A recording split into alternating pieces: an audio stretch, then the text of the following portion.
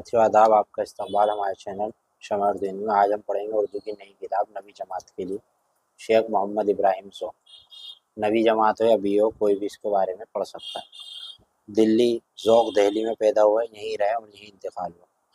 1789 में पैदा हुआ, 1854 में इंतकाल हुआ। उनके वालिद एक मामूली सिपाही थे। तालीम बाकायदा ना हो सकी, लेकिन अपनी मेहनत और जहानत से अपने में काफ़ी काबिलियत पैदा कर ली। पहले शाह नसीर के शागिर्द हुए और नौमरी में ही काफ़ी मशहूर हो गए। फिर इन्होंने अपना रास्ता अलग बनाया। शाही किले से इनका ताल्लुक़ उस वक्त हुआ जब इनकी उम्र सिर्फ 19 साल की थी।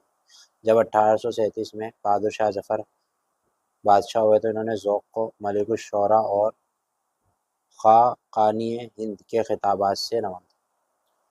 किस नवाजा? मलिकुश शोरा और ख़ाक़ानी हिंद।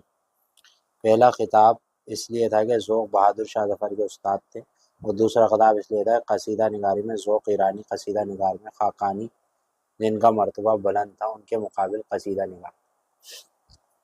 ज़ौक़ की शायरी में ख़ास पेचीदगी और गहराई तो नहीं, अलबत्ता उनकी कोशिश ये होती थी कि नई बात कहें और मुहावरा और ज़बान की सफाई कायम रखें।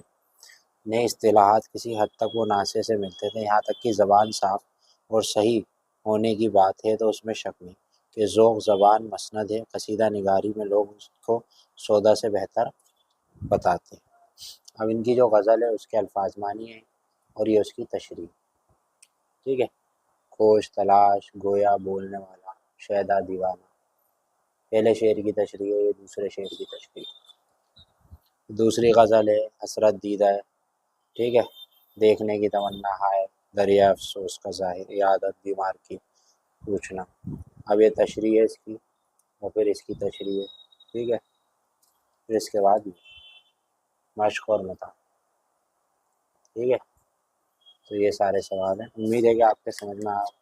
वीडियो को लाइक शेयर सब्सक्राइब करें। शुक्रिया।